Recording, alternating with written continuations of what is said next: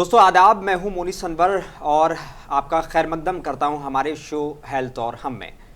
दुनिया में कई तरह के रिश्ते होते हैं, माँ के मुकद्दस रिश्ते से लेकर दोस्ती के रिश्ते तक। हर रिश्ता अपनी एक अलग अहमियत, एक अलग पहचान रखता है, मगर रिश्ता बनाना जितना आसान है उतना ही मुश्किल होता है उस रिश्ते को निभाना। पति पत्नी का रिश्ता तो बाकी सभी रिश्तों से अलग होता है। इस रिश्ते में भरपूर प्यार भी होता है और कभी कभी तकरार भी होती है, तभी तो रिश्ते की मिठास हमेशा बनी रहती है।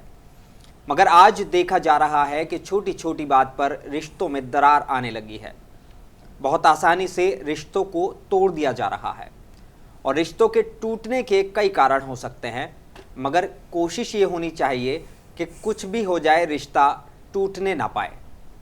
रिश्ते टूटने के दो मुख्य कारण होते हैं, एक गलतफहमी और दूसरा घमंड। ये दोनों वजूहात टूटते हुए रिश्तों को जोड़ने की कोशिश भी करने नहीं देते, और अगर सामने वाला करीब आने की कोशिश करता है तो हमारा ईगो इस तरह की पेशकश को सामने वाले की बुज़दिली या कमज़ोरी करार देकर दोनों का रिश्ता टूटने की सरहद पर लाकर खड़ा कर देता है।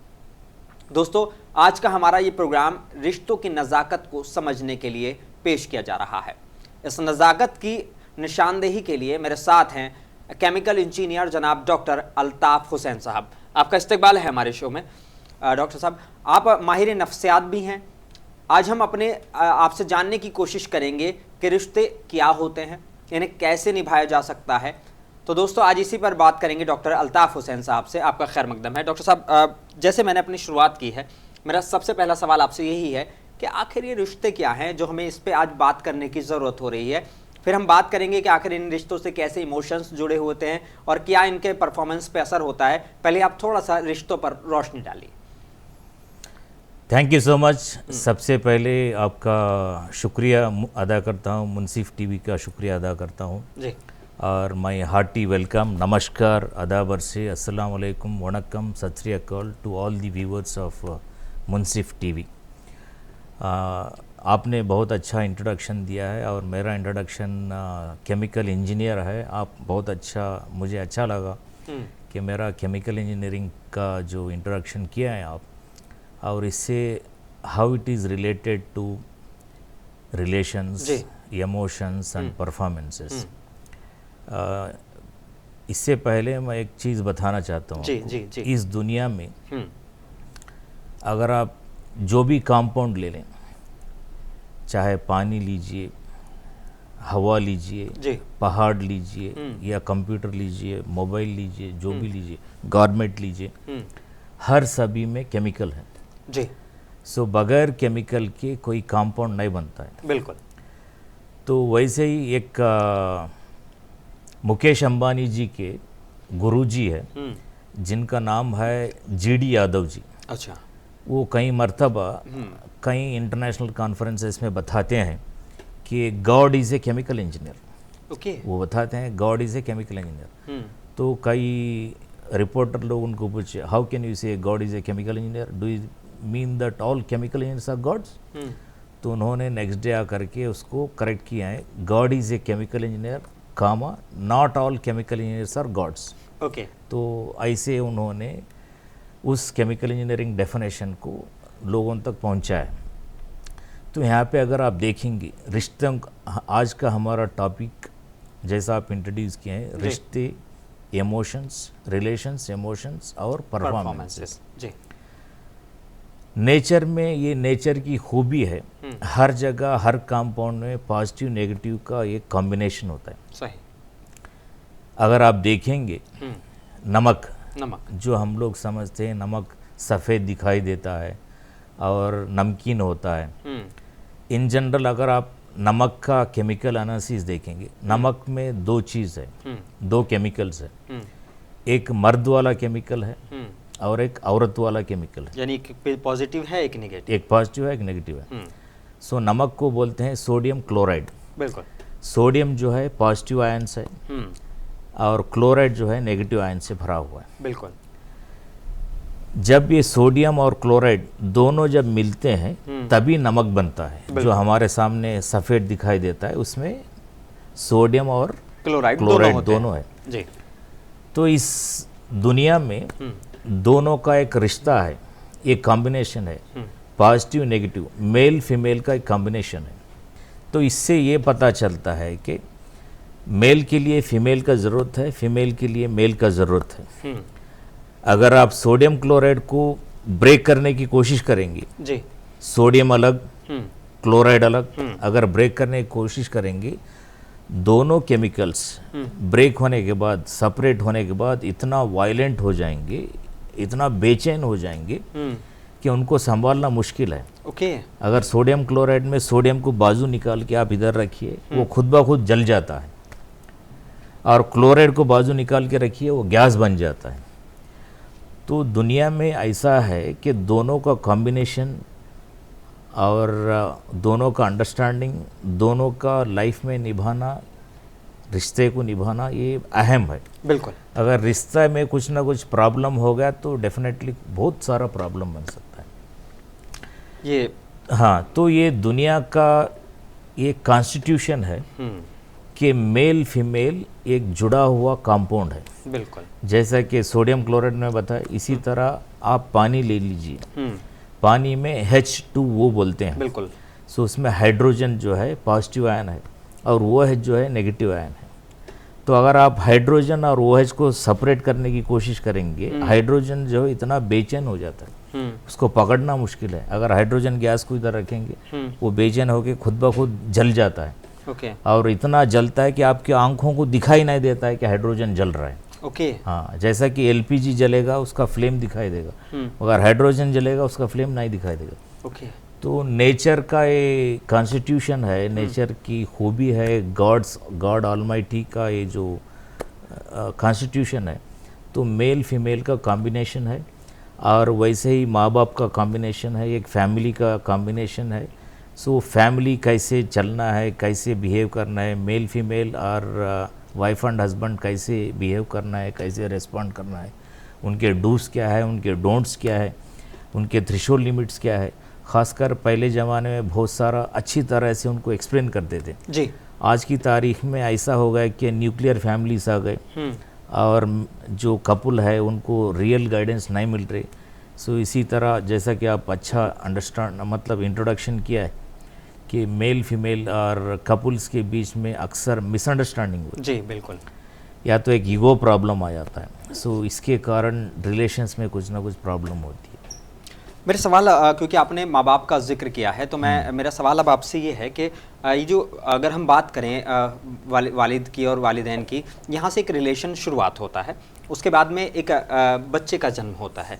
वो जन्म से ही अपनी माँ से कनेक्टेड होता है कहीं ना कहीं। तो कहें कि एक पहले ही जो दुनिया में उसको सही सबक सिखाने वाली होती हैं वो माँ होती हैं।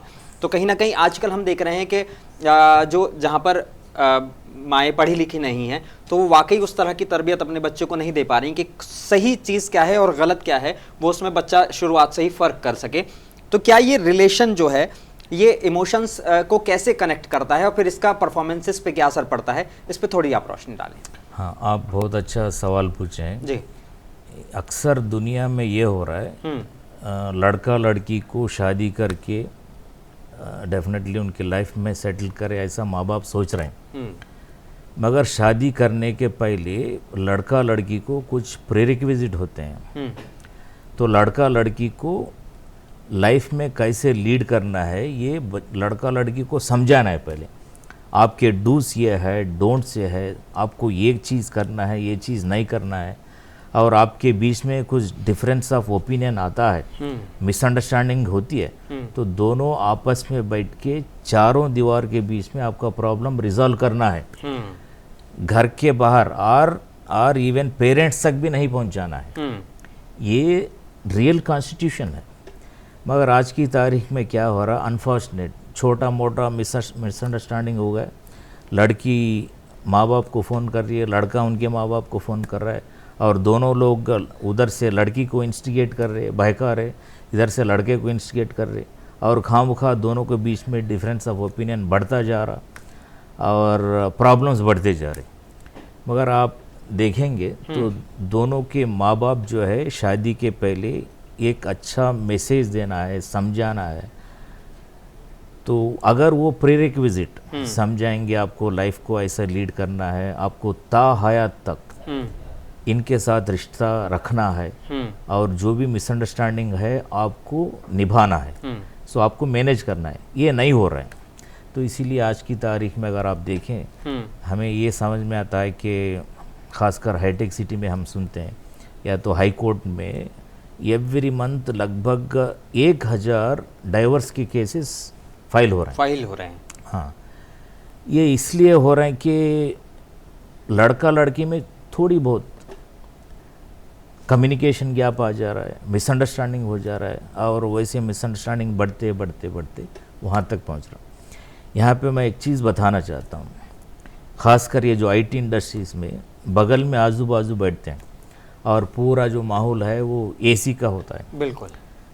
जब एसी माहौल में लड़का लड़की अगर 100 दिन तक बैठे रहे एक ही अगल बगल के कैबिन में, आप अगर एनालाइज करें जो हवा लड़का इनहेल कर रहा है सेम हवा लड़की भी इनहेल कर रही है। बिल्कुल ठीक है। जो कार्बन डाइऑक्साइड लड़का एक्सेल कर रहा लड़की भी सेम कार्बन डाइऑक्साइड एक्सेल कर रही है। बिल्कुल। तो यहाँ पे क्या हो रहा, जो लड़की एक्सेल कर रही है वो हवा में आ जा रही है, लड़का एक्सेल कर रहा वो एम्बिएंट एयर कहते हैं वहाँ पे दोनों के बीच में जो एयर है। बिल्कुल। तो ऐसा हो रहा, दोनों बाजू बाजू बैठे हैं अपने कैबिन्स में और दोनों जो है इनका जो एक्सेल है, लड़की का एक्सेल लड़का एक्सेल दोनों एक्सचेंज हो रहा है। अगर ये जो इनहलेशन हुआ दोनों बाजू बाजू बैठ के, तो क्या है एक ऑक्सीटोसिन बोल के केमिकल प्रोड्यूस होता है दिमाग में। ओके। जो ऑक्सीटोसिन केमिकल लड़की में डेवलप होगा सेम ऑक्सीटोसिन लड़के में भी डेवलप होता है। ओके। तो इसीलिए लोग बोलते हैं आप डिस्टेंस मेंटेन कीजिए, don't be close with other persons.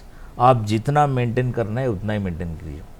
तो आप ज़्यादा बात मत कीजिए, आप ज़्यादा डोंट गिव मच लीनियंस। इसका नुकसान क्या होता है अगर ये ऑक्सीटोसिन अगर हमारे दिमाग में जा रहा है तो इसका नुकसान क्या जब होता है? लड़का लड़की आजू बाजू बैठते हैं तो दोनों के बीच में एक बॉन्ड डेवलप होता है। ठीक है। और दोनों समझते हैं कि क्योंकि ऑक्सीटोसिन जो लड़के में है सेम लड़की में भी होता है, वो ऑक्सीटोसिन जो है दोनों को एक बाइंड करता है और दोनों की सोच एक ही आ जाते हैं। ओके। हाँ, और दोनों समझते हैं, दोनों खासकर मेरे ख्याल से शादीशुदा भी होते हैं। हाँ।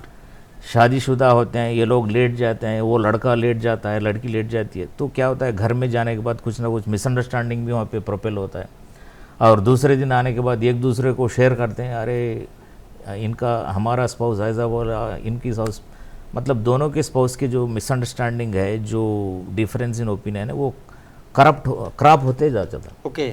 जब क्रॉप अप होते होते होते लोग समझते हैं शायद क्योंकि यहाँ पे ऑक्सीटोसिन भी डेवलप हो रहा, असल में ये केमिकल रिएक्शन हो रहा था। एक एग्जैक्टली केमिकल रिएक्शन हो रहा। अब लोग समझते हैं over a period of time, अब दोनों समझते हैं अरे घर में बहुत पंचायत हो रहा, लफड़ा हो रहा है, so better will leave them.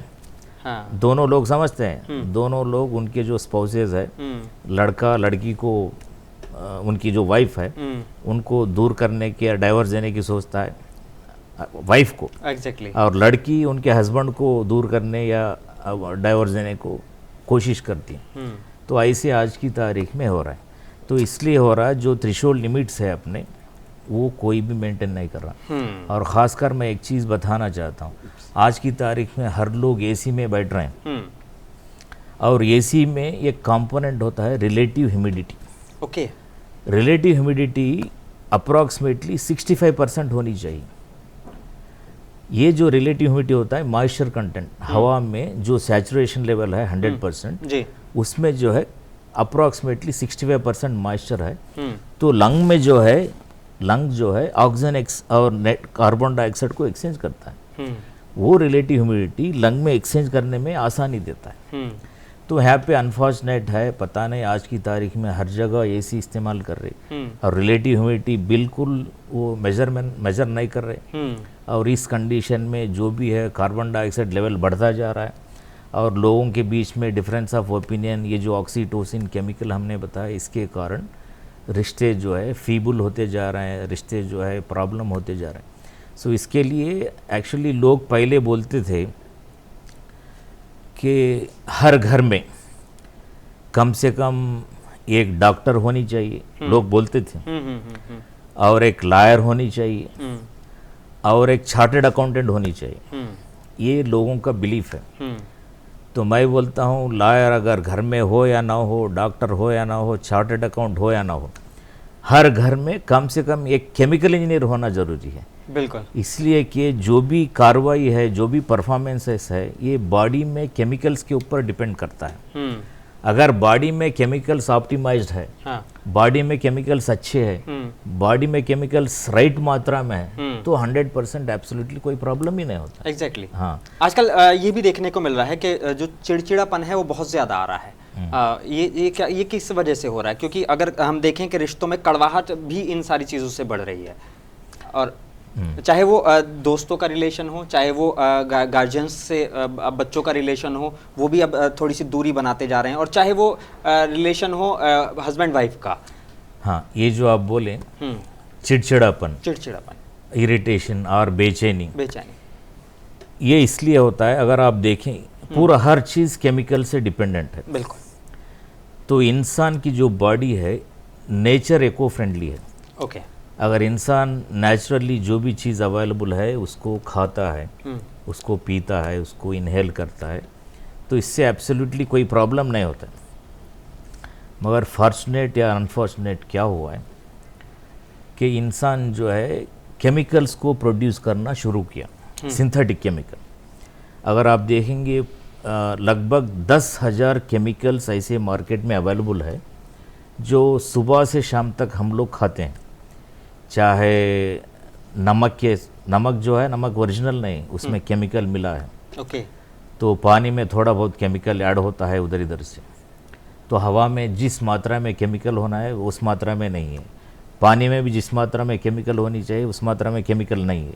Chemical का मतलब पानी में जो sodium, potassium, calcium, magnesium, iron, manganese, zinc जो केमिकल होनी चाहिए, जो मिनरल होनी चाहिए, हम जो पानी पी रहे हैं उसमें नहीं। तो ऐसे हर जगह जो डिफिशियंसी आ रही, तो इसके कारण जो है बॉडी में चेंजेस आ रहे, इसके कारण थॉट प्रोसेस में चेंज आ रहे, इरिटेशन आ जा रहा है, बीपी बढ़ रहा है, क्योंकि वो बॉडी को जो कैल्शियम और ये सारी चीजें मिलनी चाहिए वो नहीं मिल रही हैं। करेक्ट, बराबर। बराबर बोले आप।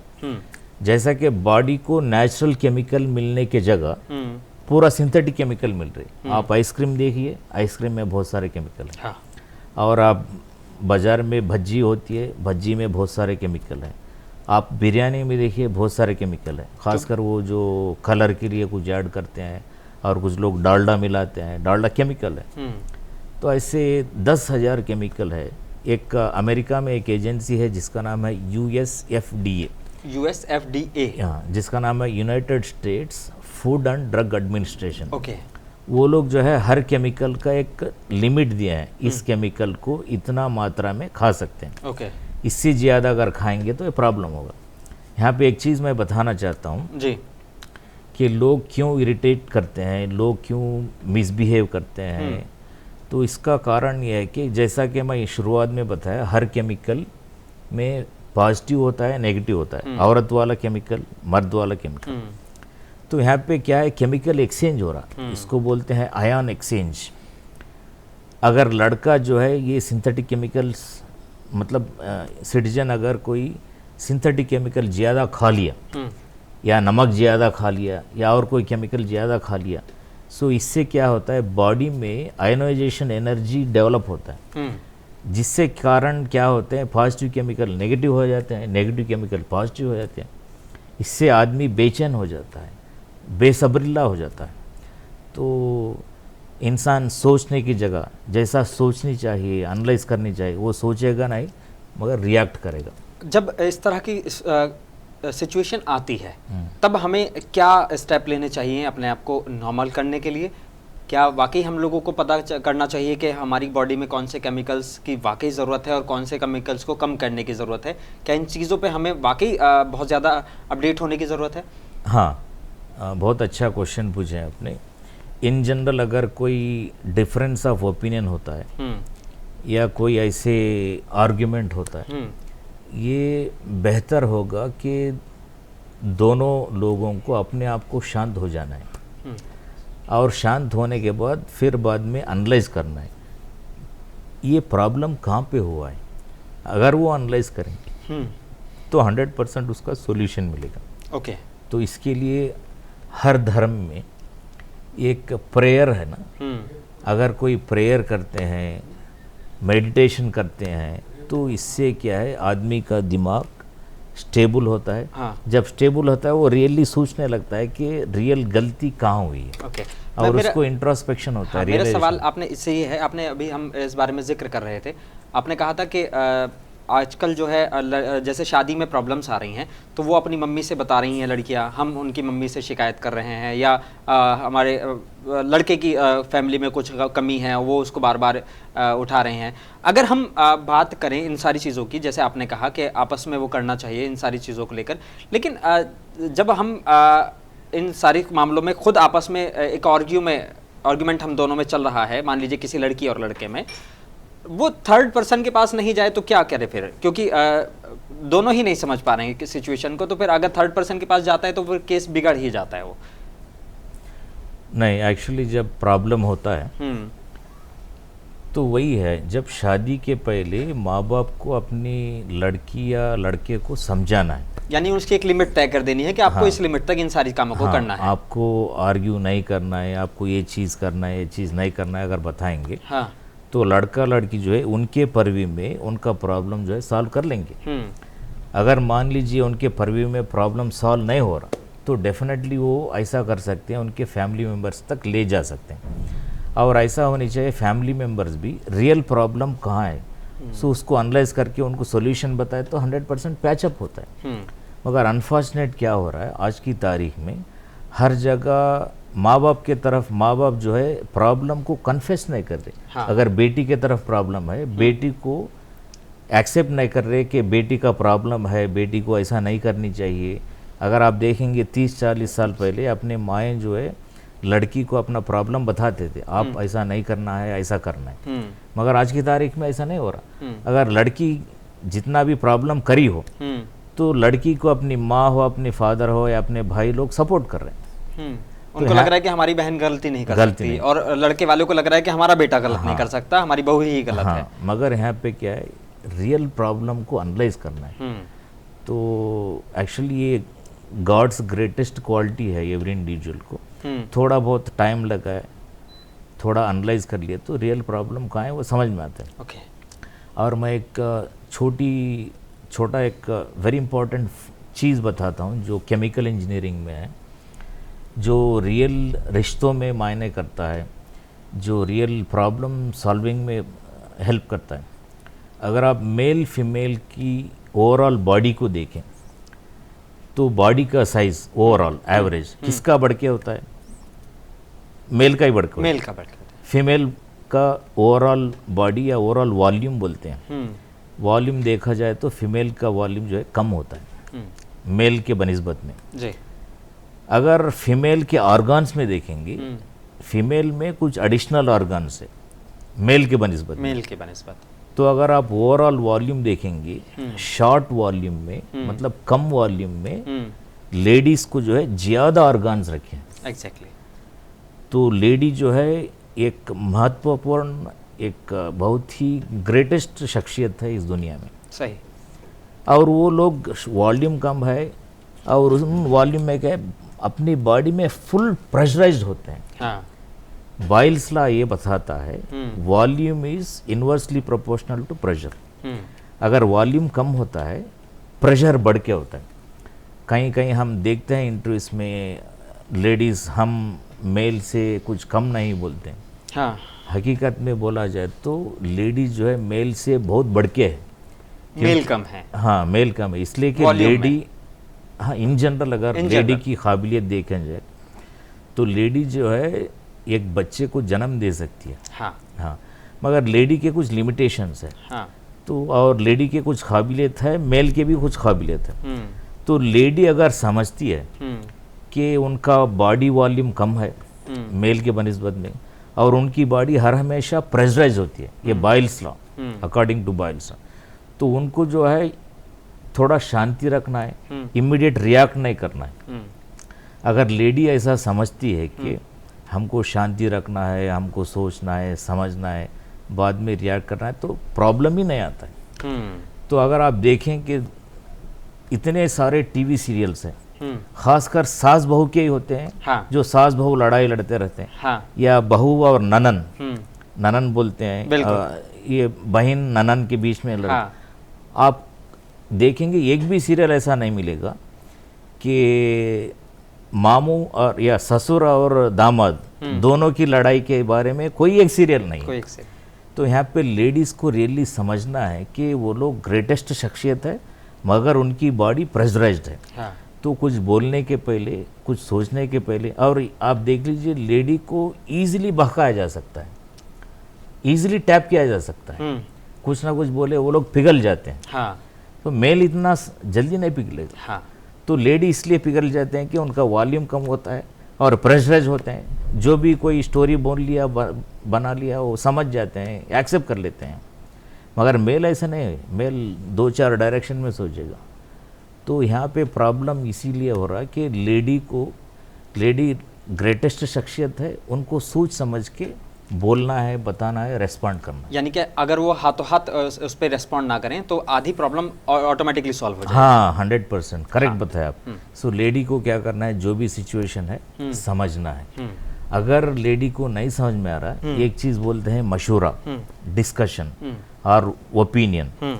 आप 2-4 लेडी क्या कर सकते हैं, 2-4 लोगों से ओपिनियन ले सकते हैं। सिचुएशन ऐसा है, डायरेक्टली बता के या इनडायरेक्टली बता के ओपिनियन लेकर के उसके हिसाब से शी कैन प्रोसीड।